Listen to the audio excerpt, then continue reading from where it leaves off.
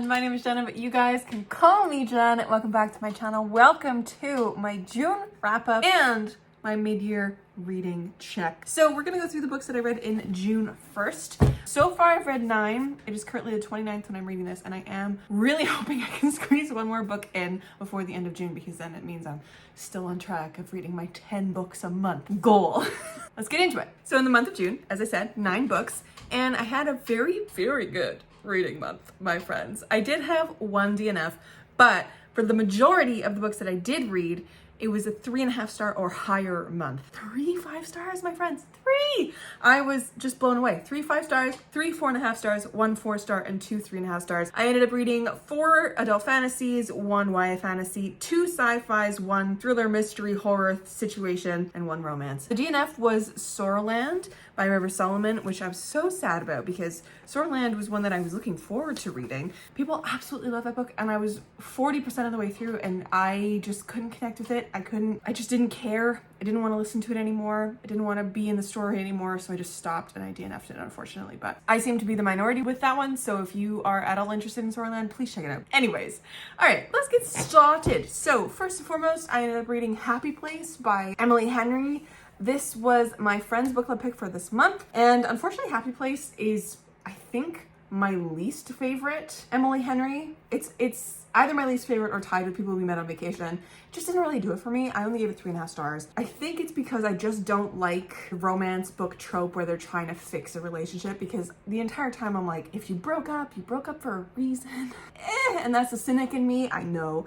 But I will say I was convinced. I just didn't love it that much. And I thought the friends were just gratuitous. Like sometimes when you read a book and there is a queer character added in, like in this case, there was 2 lesbians. Sometimes when you read a book that has a queer character added in or disabled character added in, it just feels like it was added in for the fact to be added in. It didn't feel natural at all. It was an enjoyable time. It is an Emily Henry, so it is definitely a good time and a fun read.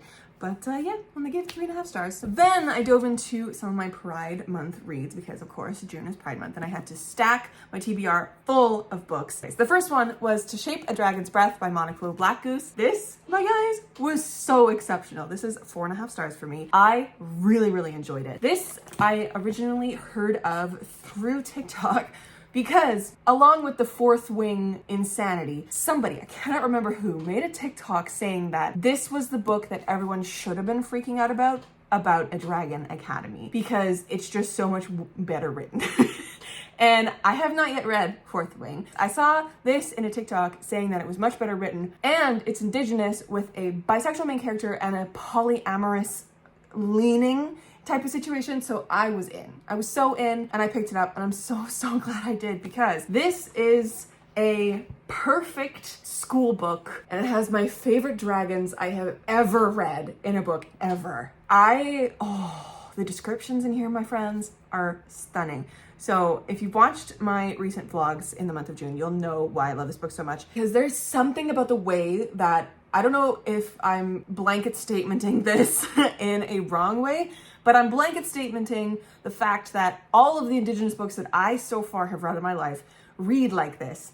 And it's this delicious, slow, churning, beautiful storytelling that I literally cannot find in any other book. I love it so much. This was no exception. This is not a fast-paced, angst-filled, intense fantasy. It is slow. It is methodical. It is beautifully described. We get to spend time with our main character, Anakus, in school, learning about the stuff that she's learning. There's a few scenes in here where we're sitting in a lecture hall with her, or a classroom, I guess, where she's listening to the teacher teach things. I gotta say, I was confused as all hell, just like Anakus was, because there was so much going into the science of the magic in this world, and I was confused in the best way. Like, I was sitting here reading this, I was listening to the audiobook, which is also fantastic, by the way. Wonderful. It's wonderful. This is the kind of, like, whenever I'm trying to, like, wrap my head around these thoughts. Whenever I have a school setting in a book. What I love the most is the everyday, is the sitting with the kids learning. It's not even like according to the actual plot. It's just the stuff that they do when they're just sitting having fun and learning more about each other, learning more about the subjects in school. That's my favorite thing. And this whole book is that. It is so good. And I can just tell by the way that this book churned into a slow, methodical story that by the end, like, this is gonna be a huge, huge story. I'm so excited for it. It is wonderful. So I didn't explain what this is about. This is about Anakus, who is from a remote island named Masquapag. And Masquapag has not seen a dragon in about 200 years. But one day, Anakus is out there with her brother, out there. She's by some ruins with her brother. They're going out fishing or hunting or something. Can't remember exactly the situation, but they're out there, and then she sees a dragon for the first time. And it's a very mournful dragon. The dragon is just so sad. After Anakus sees this dragon, has this experience, she finds a dragon egg left by this dragon, and she takes it into their community, and the community raises it and they hatch it. And the dragon imprints, I guess is the word, on... Is it imprints? I don't remember. I don't know. The dragon chooses her. That's probably a better way to say it, because every time I say imprint, I think of Twilight. I don't like it.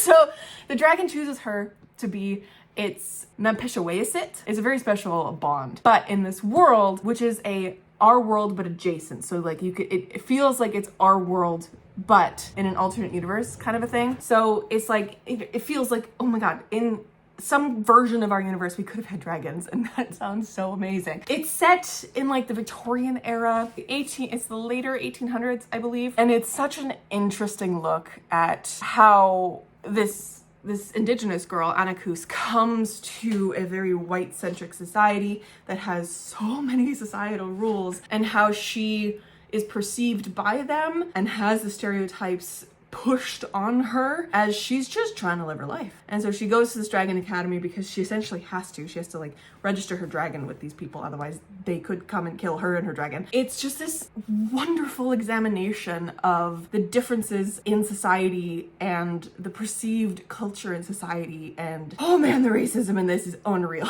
I will say. We also have one of our wonderful characters is autistic. So I will warn you, any trigger warnings for the mistreatment of autistic people is very, very high in here from the autistic boy's mother. It's unreal. And just like the stigma around being different in this society, which we all know very well from history and from right now. It's a lot, but this was wonderful. This was exceptional. I loved it so much, and everyone needs to read it, please.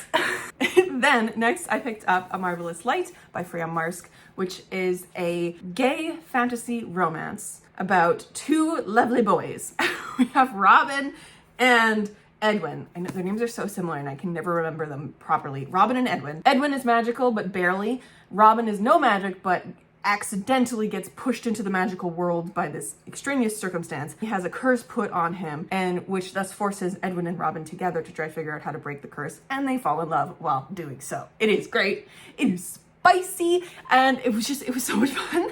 And I think this is my perfect kind of romance book. Like, I love me a contemporary romance like the next person. I will read them, I will enjoy them. I've had many favorite books be contemporary romances, but there's something about a romance book framed like this that gives it more plot than just the romance as a plot. Like, there's more stuff going on in here. And the only other book that I can compare this to is C.L. Polk's The Witchmark series. And I think it's kind of framed in a similar way because each of Freya Marsk's books have a different protag, but in here, there's a bigger story at play that like kind of just kicks off at the end of this book. So I assume we're gonna get it in the next book. And that's like the Witchmark series. Each book is a different protag, is a different relationship, but it's all concerning the same overarching big storyline that's happening in the world, which I love. I love that so much. I want that all the time. And this was just so much fun. And I gave this 4.5 stars as well. It was like just two banging books, like back to back. Exceptional. I loved it. Then I ended up picking up this novella, The Mimicking of Known Successes by Malka Older. This is an interesting sci-fi novella, kind of end of the world-esque with like a murder mystery at the heart of it. I enjoyed it. It was definitely really fun to read, but the ending kind of lost me a little bit. I don't know. The beginning was set up so nicely. I really enjoyed seeing how the mystery was kind of set up and like that kind of a thing, but then the last half kind of lost me a little bit. And I wish it was dual POV because our main character was too obsessed with our other character in here, who is the actual detective. Our main character, who I don't remember the name of, is so obsessed with her. She's like, oh my god, we used to be together and I just want her to be together with me again. And I'm like, babe, someone went missing on your world. Calm down. And like the earth is at stake too, because it's this whole big problem mystery wrapped up in one. So yeah, like the character didn't really do it for me, but it was gay, so that helped. But I ended up giving it 3.5 stars because it was still really enjoyable of a read. I think that's all I'll give you for that one, because it is a novella, so you don't really want to know too much going in. But yeah, it was definitely enjoyable. I wish there was a little bit more world building as well, because I was a little confused as to the planetary systems. I wasn't entirely sure if it was entirely set on one planet or if one of our characters was from a different planet. And I didn't really know how the transport system worked, or if they were just on one bigger planet and like from different spots, like different cities, I guess. Wasn't entirely sure on that one, but then I read another novella. I read What Moves the Dead by T. Kingfisher, which is officially my favorite horror book of all time. I loved this novella, and this was officially my second 5-star from T. Kingfisher, which is amazing. I am so pleased by this. So What Moves the Dead is a retelling of Edgar Allan Poe's The Fall of the House of Usher, which is a short story that I read back in university. I think it was a fantastic retelling, and it was just, it fleshed out the story in the perfect way. It was creepy. It was like a horror book lover's dream, in my opinion, as someone who doesn't read horror. It was an English major's dream because, as I said, I studied that short story in university, and this made what the framework that Poe gave of the eeriness and the unsettled, uncanny nature of the House of Usher, and exploded it into like a full novella and gave us the supernatural. It gave us creepy fungi. We love it. The fact that this would also be good for fans of The Last of Us, impeccable. Yeah, again, novella, so I won't tell you anything else if you don't know anything about The Fall of the House of Usher. Just go read it and enjoy, because it's a lot and it's very fun. After that, I ended up reading The Daughters of Istihar by Hadir Al-Spy. This is a sapphic epic fantasy, very political heavy. There's so much happening in this book. I ended up giving this one 4 stars. I did really, really enjoy it, but after hearing other people talk about it and it was kind of receiving mixed reviews, I totally understand where all those mixed reviews are coming from. The biggest complaint is that there is too much going on, which is so valid because there is so much going on. But when I read this, it wasn't overpacked with useless stuff, which is what I usually find happens when books have too much going on. This, to me, was so realistic as to what could be happening in a politically unstable climate that we have in this world. I can't even explain it, really. Let me see if I can break it down in the easiest, fastest way. So this follows 2 main characters. We have a rich girl in the hall who doesn't learn anything. She just becomes more stubborn throughout the whole thing. And I really don't like Nahal. I really don't like her at all. But she's gay, so she has that going for her. And it also follows Georgina, who is unfortunately poor and is the best girl in the world and understands consequences. So we have these 2 girls, 2 sides of very different coins. And they're in the middle of this very politically unstable nation, I want to say. Maybe it's smaller than a nation, but we're focused in one city in this. So Nahal is married to this man against her will, but she looks at it kind of as an opportunity to get what she wants, which is a place at this academy specifically for weavers. And in this world, weavers are like Avatar, The Last Airbender. They can move elements, which is very fun. So Nahal can waterbend and Georgina can earthbend, Nahal can water weave and Georgina can earth weave, if you will. So Nahal gets a place at this academy. There she then meets this group of essentially what you would call or equate to suffragettes in our world in the 1800s, right? Like the suffragettes wanted to get the vote for women and equal rights. So in here, big group called the Daughters of Istihar are doing that. They are trying to get women the vote. So that's the basics of what's going on. I will say the inclusion of the school storyline was useless. I wanted it so much more. I thought that was going to be the setting for this, was going to be the school. No, it was useless. It was maybe 1 chapter worth of content. and then it just didn't matter anymore. Even like the stakes that were kind of taken away from Nahal at one point, it didn't really matter. Nahal is the kind of person who wants to push forward change, and she believes in what is right and what she believes is right is the only thing. And she's so fucking hard-headed that she doesn't understand circumstances. And this was just the confirmation after reading the entire Poppy War trilogy that I hate characters that don't think before they act, no matter what. Like, they don't learn to think before they act. I don't mind if a character is impulsive like that beforehand and then eventually learns. Great, amazing. No, Nahal just digs her heels in and remains the most stubborn. She doesn't change at all, and that really bothers me. But she's just I don't like her as a character at all. Or as a person, I should say. Like, it was a fine character. I'm not putting any of this on the author. I'm just saying that Nahal was insufferable. Georgina, love of my life. I want the next book to be Georgina's book where she becomes so badass and amazing. Because she got the short end of the stick this entire time, because Nahal was married to Georgina's love of her life. And Georgina was like, she's so, oh God, she's so oppressed by her family and by the situations. And she cares so much about reputation, because if her reputation is squandered, it looks bad on her family, right? And she doesn't want her family to be put in any dire straits. Whereas Nahal does not care about reputation, doesn't care at all that her actions look bad on people around her either. So it's this very interesting look at societal pressures on women in this book. I think that's the best way I can explain it. I enjoyed it enough. I am excited for the sequel whenever that comes out. I think it's coming out in March 2024. So we'll be looking for that. But then I ended up reading this sci-fi called The First Sister by Lyndon A. Lewis. And again, a banger. My guys, this was so good. I wasn't expecting a lot going in, because a few people on Goodreads that I follow that I trust their opinions rated it really low.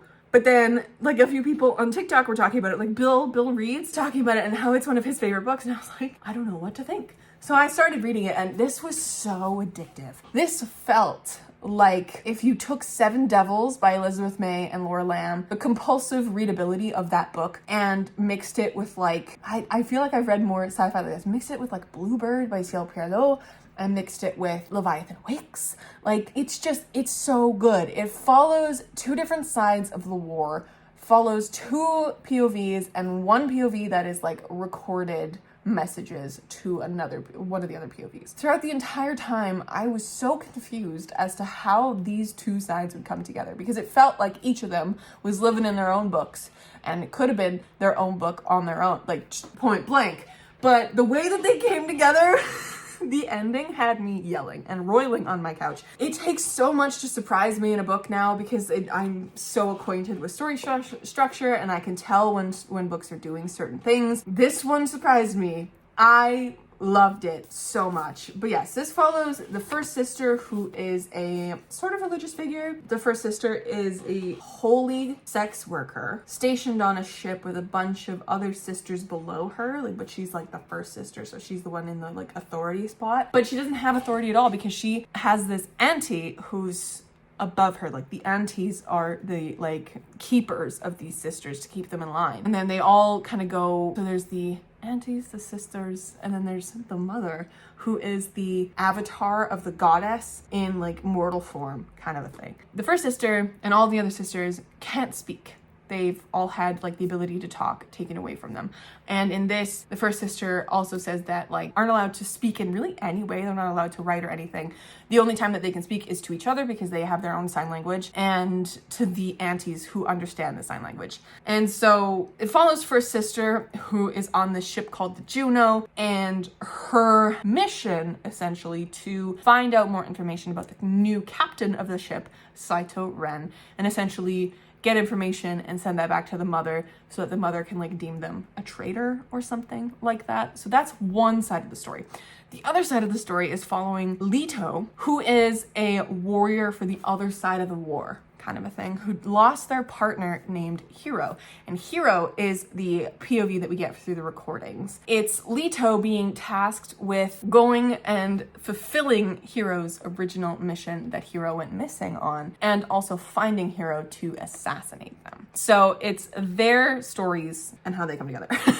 And honestly, I haven't read a book in a really long time, especially a first of a series, that made me want the second of a series immediately. But this was that for me, and I was so excited about it. I didn't get it because I on a purchase ban for the rest of the summer because I bought way too many things, and so I will eventually get the sequel, probably through the library or something, to read it because it was so good.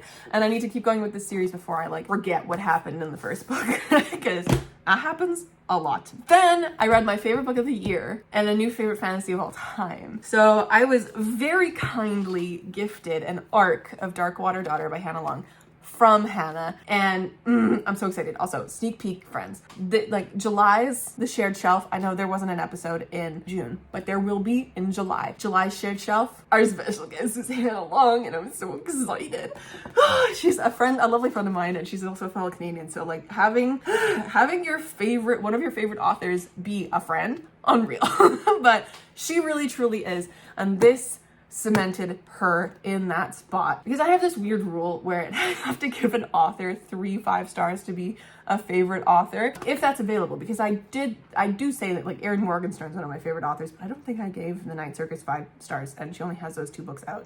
But The Starless Sea is my favorite book of all time, so how can I say that Erin Morgenstern is not a favorite author? So she's an exception. But Hannah Long, this is the 3rd 5-star that I've given her, and this book was perfect. Oh my god. It is so cinematic, my friends. It reads exactly like a Pirates of the Caribbean movie. It is so much fun and brutal, and I annotated this arc so much.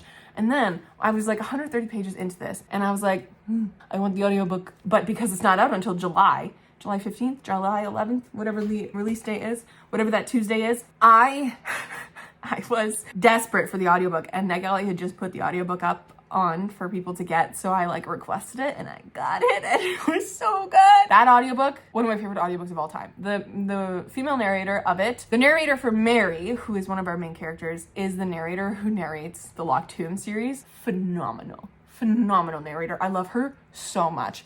And the Samuel Rosser, the other POV in here, his narrator was so nice. Oh, there's something about audiobooks when the male narrator is just so good, That was this for me. I want to reread this all the time.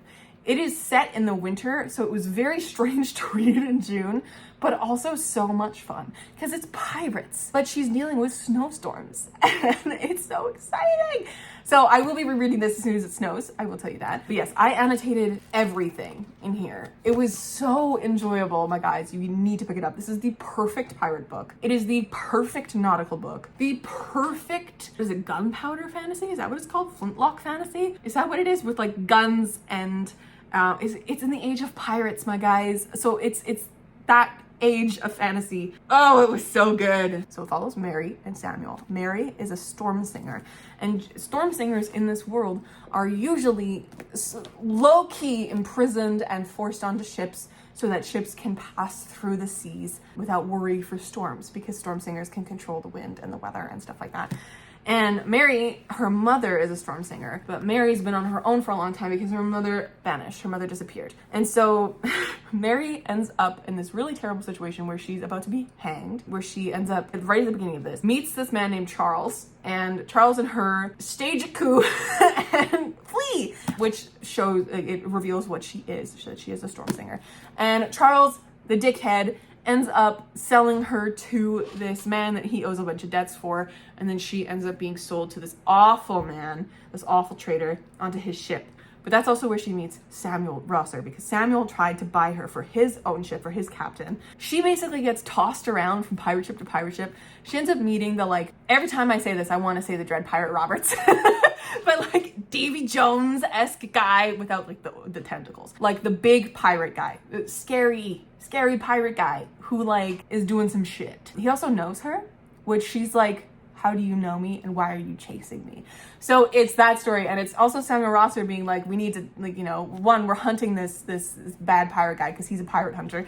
And I also want to save Mary because, like, hearing her sing unlocked something in me, and he's also got some really fun magic powers. Everything about this book is my favorite, and I am so obsessed with it, and I will be rereading it over and over and over and over and over again because Hannah Long is a master at world building, and I strive to write like her. 5 stars. And then, my friends, we had another 5 stars. The last read that I was able to get to in the month of June was Sword Heart by T. Kingfisher, which is also cementing T. Kingfisher as another favorite author of all time because she now has 3 5-stars as well.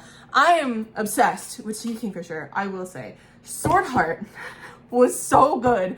I went in expecting to like just enjoy it because I've heard that Sword Heart was kind of like from different avenues. People were like, yeah, it's an enjoyable book, whatever, it's nothing crazy to write home about. It is so wonderful.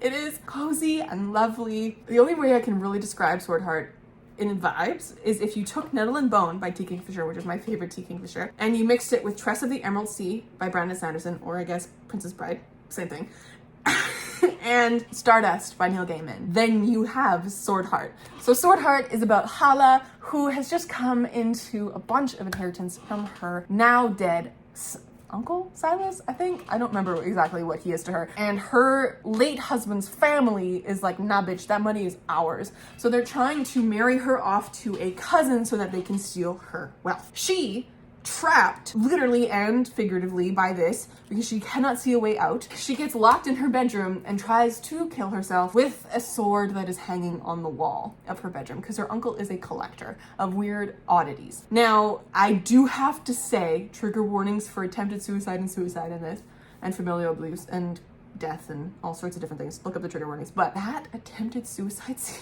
was one of the funniest scenes I've read in a really long time. It's treated in such a way that like Hala doesn't want to die, but she sees it as her like only way out of this like terrible situation that she's in. And she's trying so hard and she can't figure it out. It was one of the funniest scenes I've ever read, and I was laughing and I'm like, I feel bad for laughing, but this is funny. Like, this is straight up funny. She can't figure it out. And then she takes the sword off the wall and she unsheaths it a little bit. And suddenly there's a man standing in her room because there's a man's like soul inside of the sword, and she just unlocked it. His name is Sarkis, and he becomes her bodyguard and doesn't let her kill herself and frees her from the situation because he's like a warrior from 500 years ago. And it's their love story as they're trying to go on this quest to get a lawyer to help them fight the battle of the will with the family. It is so good, my friends. Like, some of my favorite characters I've read in a really long time. And that protective bodyguard trope is like, I love it. I love it so much. And it's just because T. Kingfisher is making me fall in love with it, because you get the same vibes with the couple in Nettle and Bone. Same vibes. My favorite. Like, I don't want to read the protective bodyguard trope in many different situations, but if you give me a cozy fantasy with the protective bodyguard trope, I will eat it up. So please give me recommendations. I will say that trope is going to be in Aramount book 3. So, because I was reading Nettle and Bone when I read it earlier this year, and I was like, that Fenrir is exactly what I want Zanvi to be. Oh no. So yeah, Sword Heart was just so enjoyable. Besides those 9 books that I have read in June, I am hoping to finish one more, probably today, tomorrow. I have 2 that could be contenders. I have Witch King by Martha Wells, which I am currently 63 pages into. I have the audiobook so I can power through this, but I'm finding it. I read the first 25 pages at like 3 a.m. and I was like, this is so good. I'm enjoying this so much. And then I read the next however many pages to page 63, and it was like pulling teeth. So we'll see how this goes for me. But if it's not Witch King, it'll be Yellowface by R.F. Kuang, because I want to read this in one sitting. It is my book club pick for the month of July with my friends, so I'm very excited, and I do also have the audiobook for this, so maybe I can even power through both if I get through Witch King tonight and this one tomorrow. Who knows? But I'm also in the middle of editing a little lock, so like my time, I need to balance it better.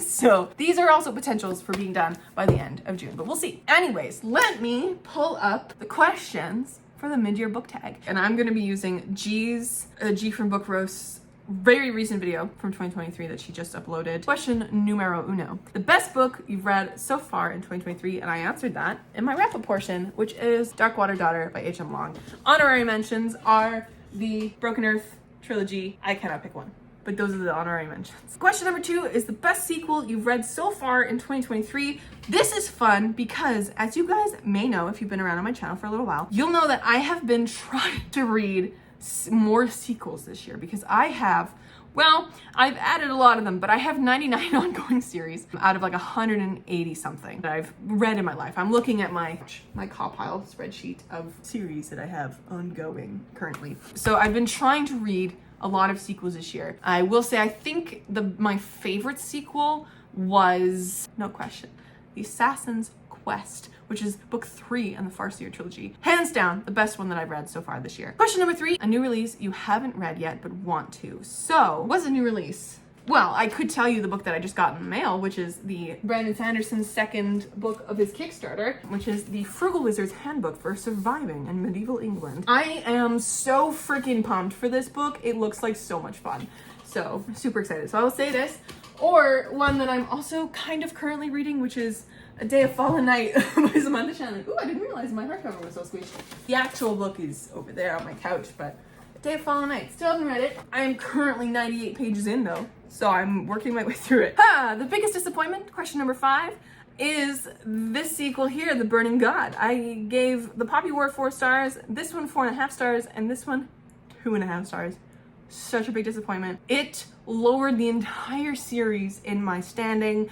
This could have been a favorite series of mine. This book ruined it for me. Number 6, biggest surprise. Ooh, I don't really know. And I'm gonna go to my cop-out list.